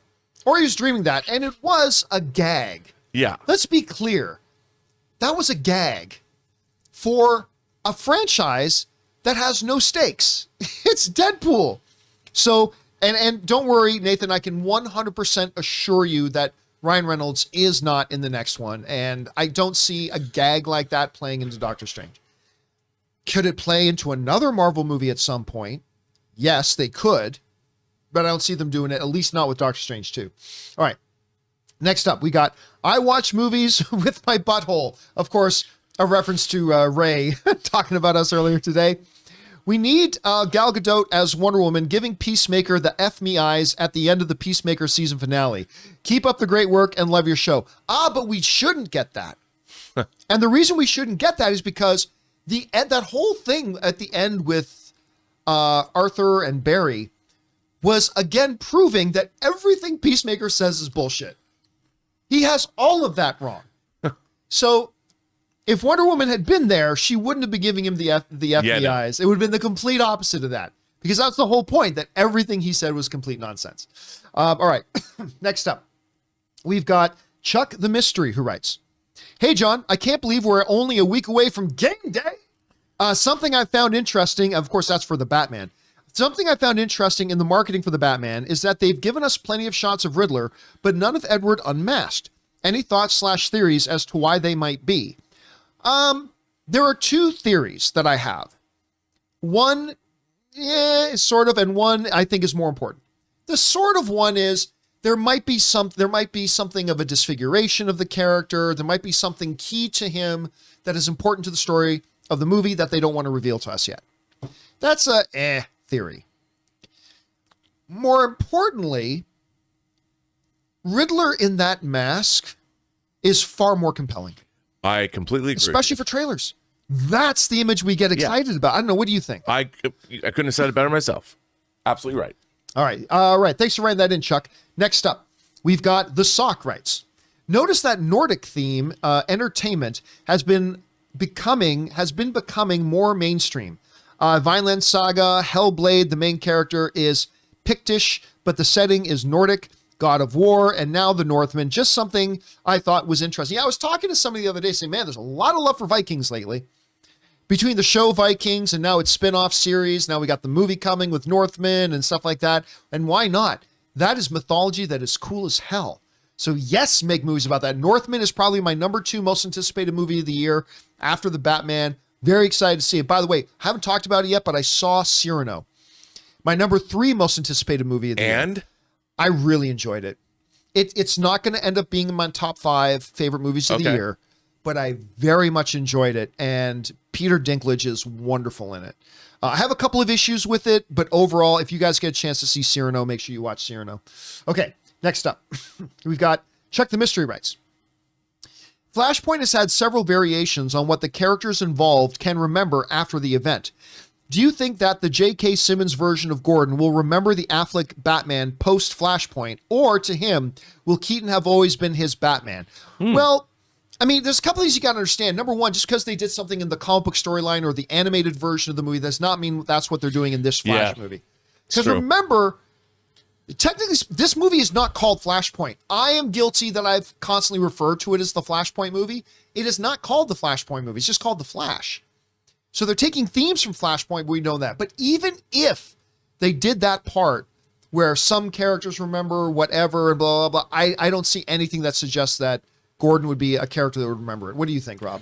I think you're absolutely right. I mean, it's all bets are off, and if time itself is being changed by what Barry Allen does, who knows what Commissioner Gordon does and doesn't remember? I mean, the whole point of Flashpoint is that reality itself has changed. All right, next up, we got Deshaun who writes, "Hey, John, hope you're having a great day. I am having a great day. Thank you for asking. For a while now, there has been a lot of fans yelling about how the MCU should make rated R content. That's a very small group of fans. Does not reflect the general movie-going audience. Has not been calling for an R-rated MCU stuff. Anyway, about how the MCU should make R-rated content. And I, for one, don't think they should. The power of the MCU is that everyone, no matter the age, can watch together. But here's the thing. Tell me what the MCU has lacked that an R rating would give it. What's it missing? What is the big fatal flaw of the MCU that has stopped it from really having success that an R rating would fill that hole? I mean, dude, I can't think of anything. Winter Soldier straight up murdered Tony Stark's parents. Yeah. Like, that's pretty dark. Thor literally just decapitated an unarmed Thanos being held by both of his arms by the other Avengers, chopped his head off. Now, you could show that scene where Thanos' head is spewing purple blood or whatever and make it really, really graphic. Would that add to the scene? I mean, honestly, I think it would be really obtrusive. It was hardcore. When he cut his head off, I went, oh. In the movie, watching Endgame, when he does that, I couldn't believe it. I'm like, oh my God. Now, if you had shown all this spurting blood, it would have been out of place. He still cut his head off, and it was still shocking. But you didn't need to see the blood flowing, because that's not even in keeping with the tone of the other Marvel movies. They don't have to do that. The subject matter doesn't change. It's just the way it's presented. Yeah, now, again... If they soft-pedaled Thor saying, oh, no, he really didn't cut off Thanos' head, I would have a problem. But he did. He cut off Thanos' head. What more do you want? The thud and the rolling of it on the ground and the whole bit. Now, to use a sports analogy, and I know people hate it when I do, but like if you want to talk about, a lot of people think that the Toronto Maple Leafs, the Toronto Maple Leafs need a new goaltender. They need to get a goaltender. Well, let's look at what this thing. They get scored on too much. There's a need there. That team gets scored on too much, and a brand new, hopefully better goaltender. By the way, I'm making this up. The Toronto goaltender is very good. I'm just saying, if they were getting scored on far too much and they were giving up too many goals, then yes, a new and hopefully better goaltender could be something that could come in. But if you're going to propose a massive shift in something, you first have to tell me, what need are you filling? In what way is the MCU right now struggling being loved by their fans and struggling having box office success? And then once you tell me how they're struggling being beloved by their fans or struggling having success, which clearly they are not in either, right? Then you have to tell me, how does an R rating address whatever that need is that you're pointing out? And if you can't come up with a logical answer to that, then the answer is no, they shouldn't make R-rated material. They don't need it. They're making high quality, Academy Award nominated material that the audiences are loving and are busting box offices left, right, and center. It is the most successful film franchise in the history of cinema. So tell me again how they need to start making R-rated material. I don't get it. I don't either. What need are you meeting? You're trying to come up with a solution to a problem that doesn't exist. I mean, you get more F words and maybe some nudity. Yeah, With and how does that make the movies better or more successful? I don't think they would. I think it'd be out of place, to be honest. Yeah, I agree. All right, next up. We've got Chuck the Mystery who writes, much like Rob, I love the Yvonne Craig version of Batgirl. I'm also a big fan of the animated series take on Batgirl. What are your thoughts on the later seasons of the animated series after they changed the animation style but kept the same narrative? Did they change the animation style? Yeah, they made it more conventional, less like film noir 40s stuff. I agree, but it didn't bother me. I barely even noticed. Yeah, I mean, it's just that kind of stuff doesn't bother me because I'm always about story and character. But I mean, Batman the Animated Series is one of the great animated shows of all time, I think. It's wonderful. It's really, really good. All right, next up. We've got Chuck the Mystery writes, one of two. Also, I wanted to mention that I was asked a question by a family member that I've only ever heard talked about on this show. I don't buy a lot of hot toys because of the expense, but the Val Kilmer Batman and Chris O'Donnell Robin were too good to pass up. Anyway, when my family member saw how much it costs to get these two figures, she said, at that price, what do they do? Does Batman throw his Batarang or something? I was at a loss. What do they do? John, Rob, help. Thanks. We've talked about this before.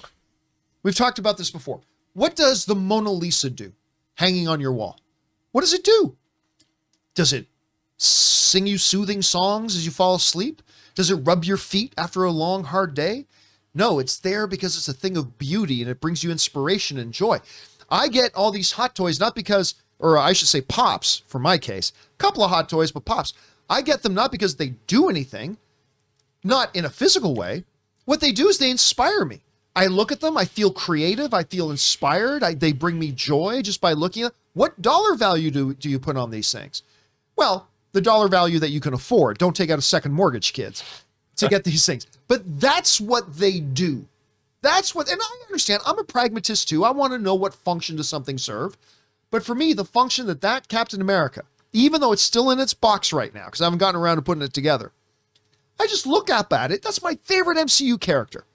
It makes me think about the great stories and courage and the character of Steve Rogers, and it inspires me, makes me feel creative in the work that I do every day. So that's what it does. Rob, you got more of these things than me. I agree with what you said, but I will say this. My grandmother was a total pragmatist, and my grandfather collected stamps and collected coins and stuff.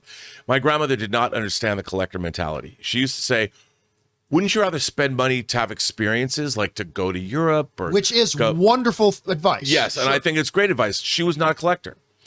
And she did not believe in collecting. And she was right, because she was a pragmatist. I am not. I don't think you're a dreamer, John. I'm a dreamer. We're dreamers. And for me, Hot Toys figures represents, not only does it represent the character of Batman and all the Batman history from the comics and the animation, but it also represents the Joel Schumacher era of the franchise. Yeah. Val Kilmer is an actor. Chris O'Donnell's an actor. The costume design that went into that. It actually is a representation of Hollywood and what the magic of the movies is all about. And when I take a shelf and I fill it up with all different kinds of Hot Toys figures, like you had said previously, it becomes an inspirational repository of imagination, other people's imagination on many different levels. And when I see it all set up like that, I'm inspired, just like you said. It's inspiring. And it puts a smile on my face. It is instant happiness for me. Yes. Yeah, you walk into your room where you have those all on display. Like I had a buddy of mine, he's moved away now, but I had a buddy of mine that had like 8 glass cases filled with Hot Toys with a lit thing. And every time I walked in that room, I felt inspired. And I felt, that's so cool. And it put a smile on your face. Yeah. And here's the other thing. If you want to be a little bit more pragmatic about it too, what do you think you could sell all of your Hot Toys for tomorrow? Oh, if I had to, tens of thousands of dollars. Right. So it actually becomes a very, very little value losing investment. Like these things hold their value. Especially if you keep the boxes intact. Yeah, they may not all go up in price, but the hot toy I bought for $275, I could probably at least sell it for $275, if not more, because they don't make them anymore. Yeah, let me look. I'm gonna look it up right now. Look it up. Actually, I'll pause this for a second while you look up that information. Well, John, after giving a cursory glance to the old internet, you can sell that Hot Toys figure that you bought for how much? I bought the Captain America Infinity War version for $250 at Frank & Sons. Well, there's some on eBay for sale for $599. Are you serious? I'm not kidding. What about the Jor-El? The Jor-El's worth less because he's not a primary character. Okay, that makes sense. That makes sense. Yeah, I mean, the 500. Here's one for 531. Here's a cheap one, John, for 347. That's still like $100 more than what I paid for it. Yep. See, so if you want to get a little practical, you could say, hey, I'm buying these so I can have my assets, my financial assets, invested in these things that I can then sell later. And I'll tell you, you buy certain like I mistakenly did not buy the dark side Anakin from Revenge of the Sith. I figured it'd always be available. Then I finally got around to wanting to buy it. They had it at Sideshow. I started paying it off. And in the process of me paying it off, they said, oh, we're sorry, we don't have them anymore. Now, that figure's like $1,000. There you go. Many, many reasons. But again, we do not encourage the idea of getting out second mortgages on your house to buy these things. And do not think that if you buy them, that they will automatically go up in value. I'm not saying that at all. No, I'm not giving and sometimes financial they advice. reissue them and you never know. Never know. All right, let's keep going here. Next up, we got from Angel A, who writes, with so many rumors of who's going to appear in Doctor Strange 2, what are the chances that we get to see Bruce Campbell as Ash Williams? Given that it's confirmed that he is in the movie, and it being a multiverse where most anyone can show up as a cameo, I'm going to go almost zero. Like, Bruce Campbell didn't show up as Ash in Spider-Man. He showed up as a different character. So, yes, Sam Raimi's going to follow his tradition of having Bruce Campbell pop up in his movies. The idea of him being Ash, though, I think is very low. Again, nothing's impossible. And John Campea said it's not going to happen. No. I'm just saying I think it's a very, very slim possibility. I want him to show up as an old Doctor Strange variant. Oh, my God. Because he kind of looks like, if you put a goatee on him. Here's a deep cut. What if he shows up as an old Elvis Presley? Huh? But that's Don Coscarelli. That's Bubba Hotep. By the way, if you haven't seen Bubba Hotep, you must. I don't know who owns the rights to Ash.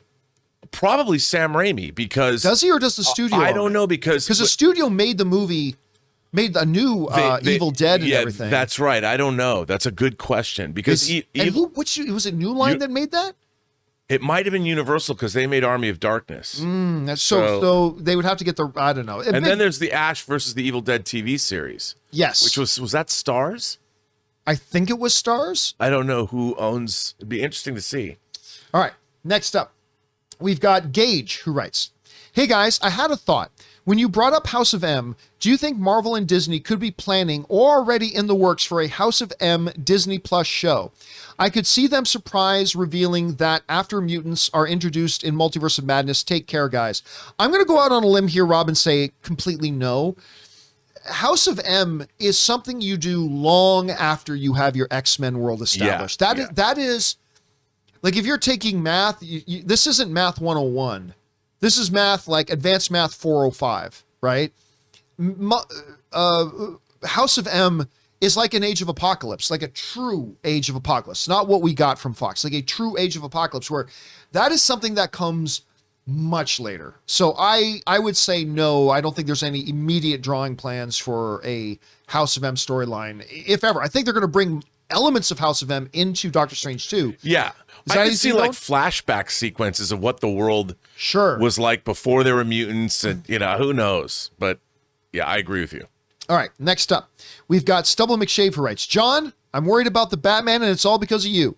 Your enthusiasm of the different movies and series haven't fallen too good for you in 2022. You're excited about Boba Fett and Uncharted, while you were skeptical about Peacemaker. Yeah, but 90% of the things I've been excited about have turned out great. Yeah. And 90% of the things that I didn't think would work out so well didn't work out so well. And that's pretty standard from year to year. And here's the thing. It's like the fly on the wedding cake stuff. There's a fly on the wedding cake. That's a 99% white, beautiful thing, but all you see is the fly, right? Like, I remember, like, my box office prediction stuff is pretty good for a pundit at any rate. But the very fact that I keep having to mention, now I'm the guy that didn't think Aquaman would make $1 billion. Right. I got to go back to a movie that came out 3 or 4 years ago, somewhere around 600 or 700 films ago that I forgot. But that's true of everybody, right? Most people say, well, I'm looking forward to something. If it doesn't work out, you go say, oh, well, none of the movies you look forward to work out. No, that's just, you pointed out one or two that didn't. But I think for the most part, the stuff I've been looking forward to, I ended up enjoying. And for the most part, the stuff I didn't look forward to, I did. But I like to draw a lot of attention to the ones that have surprised me, negatively or positively. Like, I love drawing attention to something that I didn't think was going to work out so good and that I ended up loving, because that's a really pleasant surprise, and I love drawing attention to that. Yeah. And I also love drawing attention to something saying, hey, man, I was so excited about this, and it didn't, because, ho-hum, I was excited about it and I ended up really liking it. Okay, well, we don't talk about that as much as we do about the things that we are surprised by. I don't know. How do you see that? I see it exactly. I mean, we always think about the things that went wrong as opposed to the things that go right. Right. Because the things that go wrong are the ones that stick with us. You know, like, oh, man. I mean, I still think about things I did wrong in high school. You know, just one little choice I would have made that would have benefited me or rippled through time and helped me out. Altered 20 your fate. years later. Yes. Created a variant. Yes, but I don't dwell on them. But I do think about them as somebody who likes to tell stories, and I go back and ruminate on, oh, I wonder what it would be if I had done this. How would that have affected? And you think about how your life would have ping-ponged around, and you would have wound up in an entirely different place. All right, next up, we got Austin M., who writes, hey, John and Squad, I really enjoy your show. Thank you so much, man, because I feel like movies allow people to have that time to relax and let their mind wander during hard times in life. But I was wondering, where is the White Vision? And do you think he might show up in Doctor Strange 2? Well, the one thing I would say about a Vision in a Doctor Strange 2 is this. Wanda's there. Wanda actually directly mentions Viz. Well, no, this isn't Vision. This is White Vision. This is a different... he's got all of the essence of Vision. Whatever. It's Vision. So since we see Wanda, and he is forever connected to the character of Wanda, and the fact that there is a name drop, it opens the door. I do not expect to see Vision in this thing, though. And where he goes is unimportant. That's obviously something they decided that, we're going to plant this seed and we'll come back and reap the fruit of it in 2 years, 3 years, 4 years, 5 years, whatever. It's not really important where he is right now. He could be on the far side of the moon. He could be pulling a Dr. Manhattan and be off on, where was Dr. Manhattan, on Mars? He was on Europa, Jupiter, I think. Europa. Oh, yeah, that's right. Yeah. So he could be off pulling a Dr. Manhattan somewhere. So not really important, but I would say I'm not expecting to see him in Doctor Strange 2, but if anybody randomly could pop up there, it would make sense for a Vision just because of his connection to Wanda. I don't know, Rob, what do you think? It makes sense to me. I mean, where would he be? Where could he be? I don't even want to speculate on that because I don't know yet what's even happening. Who went where? I don't know, man. I don't even know what happened at the end of WandaVision. I mean, we saw her, the last time we saw Wanda, she was in that little cabin in the woods studying the Darkhold. And now she's apparently a gardener and she's tending to her trees or whatever she's doing. What has she been doing? Don't know. For all we know, from the time that WandaVision ended to the time this movie started, Wanda could have done some horrible stuff. Maybe. At the bidding of Dormammu? You just don't know. We have to wait and see because how much time has passed? Months? It could have been too terribly long. No, but it's probably the same year. Yeah. So we know that No Way Home took place around Christmas time, at least, at the end. Yeah, at some point it was Christmas time. So it's I think it's the year 2024. So the unsnapping happened in January, I think, and now we've seen all of these movies have taken place in that year. Right. And the shows. So WandaVision takes place 1 week after the events of Endgame, or right. How many weeks? No, it wasn't 1 week. It was like 3 weeks. Yeah, it was. There was a fixed period of time that was not long. Spider-Man: No Way Home takes place. I mean, like Spider-Man 7 Far months. From Home. Spider-Man Far From Home takes place well after the events of summer. Endgame, and then No Way Home takes place after that, and Doctor Strange 2 takes place after that. So there's probably a good little bit of distance between the events of WandaVision and this one. And Hawkeye takes place at Christmas. of that year, the end of that year after Endgame. Right. So we'll see. We'll see. All right. Next up, we got Ben Rayner who writes, "Hey John and or Rob or both," and we're both here. Hello. I have a way. I have to weigh. Hey John and or Rob, I have to weigh. I saw a new trailer with Bruce Willis and Kevin Dillon, drama from Entourage. I have to say, I think it looks fun. Might be copy and paste, but it looks fun to me. Also, National Treasure 3 is a fun franchise. Hope for 3. Or National Treasure is a fun franchise. Hope for 3. But speaking of Kevin Dillon and drama, the newest episode of Designing Hollywood on the John Campea YouTube channel is up with Robert Meyer Burnett interviewing Doug Ellen, the creator and showrunner of Entourage, and they've just started shooting his new show that Kevin Dillon is in, along with Charlie Sheen and Martin Sheen. I don't know what it's about. It doesn't have a title yet. He kind of said it was taking place in the modern day, and it's a reflection on what's going on with Hollywood, but pretty exciting. I will say this. I do not know the trailer you're speaking of, but my assumption is it's going to be garbage. Bruce Willis just does direct, not even direct to like Netflix, like direct to crappy home video nonsense. So I'm just going to assume it's probably garbage. I hopefully will be surprised, but I have no faith in anything Bruce Willis stars in these days. And it's too bad because he's one of he is an all-time great iconic figure. And when he cares about his career, he's awesome. And I will just remember that Bruce Willis, not the Bruce Willis we get these days, unfortunately. Here's hoping for a big return to form for him, though. All right, next up, we got Mark Netto writes, I remember seeing The Incredibles with my wife at the premiere. I remember seeing The Incredibles with my wife at the premiere. I saw Up. It hit home hard. My wife had passed between the two films. I remember the fun time we had with the family dynamic in The Incredibles. Pixar hits on all cylinders, waiting for LY. I don't know what LY is. Lightyear. Oh, Lightyear. Okay. Well, first of all, Mark, we talk a lot, so many times in this show about one of the, we actually just mentioned this morning too, on the John Campea Show. One of the beautiful things about the art of filmmaking and movies and these things is the emotional attachments and connections that we have because these are shared experiences. And all of a sudden these movies, they take on additional meaning, very personal meanings. We heard from somebody earlier today who talked about somebody they had lost in their life. I think it was their father. Yeah, their father. And talked about the anchor points that these movies created for the experiences they had. I've mentioned many times on the show, like Tim Burton's and Michael Keaton's first Batman movie was a movie that for me will always be synonymous with my best friend when I was younger, Brendan, who passed away a few years ago, was one of the reasons that kind of shook me to say I need to make a change in my life. And I left my job and I started doing the John Campea Show because Brendan passed away.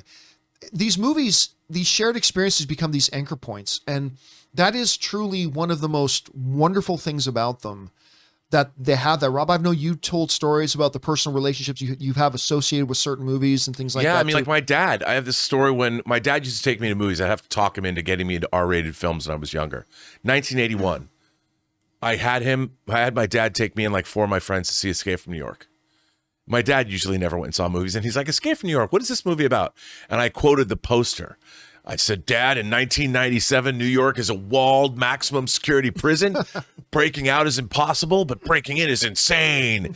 And my dad stopped and he thought about it as we're pulling into the theater, and he goes, would you boys mind if I came and saw this movie with you? And I went, nope. That was the only time I saw movies with my dad, but that was the only time he was dropping us kids off at a movie and he would have to buy the tickets because it was rated R, that he actually came in and sat with me and my 4 friends or whatever. And he loved it. He's like, this movie was great. I love this movie. And he goes, are all the movies you guys go and see are like this? And I'm like, yep. He never came to another one. I mean, I went to movies with him, but that was the only time he went with, and I was worried, like, would my friends think it was uncool that my dad was, and they loved it. They're like, Mr. Burnett, did you really love that movie? He's like, it was great. I loved Snake Plissken. I love the Duke of New York. That's awesome. And that is awesome, Mark, that you have that sort of, that art, that piece of art that is that connection for you as well. So thanks for sharing your story, man. All right. Next up is Kylo Ken, who writes, and this is the final one today. It comes from Kylo Ken, who writes, I have a new explanation for why no one remembers that mutants exist. In the Multiverse of Madness trailer, Wanda says, when you break the rules, you become a hero. When I do it, I become the enemy. What if Wanda isn't talking about the events that took place in Westview? Wanda used her powers to warp reality to make the population forget about mutants. She's upset about losing her brother, her husband, and her children. The no more mutants moment is her warping reality so that humanity forgets mutants ever existed. Okay, so Kylo Ken, this is the big problem with that theory that I've always had about Wanda making the world forget about mutants, about Professor X making the world forget about mutants. Here's the thing. That's only good for 5 seconds.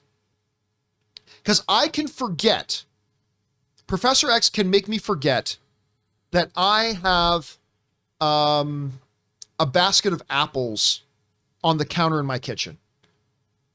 Professor X can right now make me forget about it, and I'm sitting here, oh, I forgot that I don't have any fruit in my kitchen. What are you talking about? The moment I walk through that door, though, and go into my kitchen, oh, basket of apples. I didn't know I had those. I didn't know I had those, but now I have them.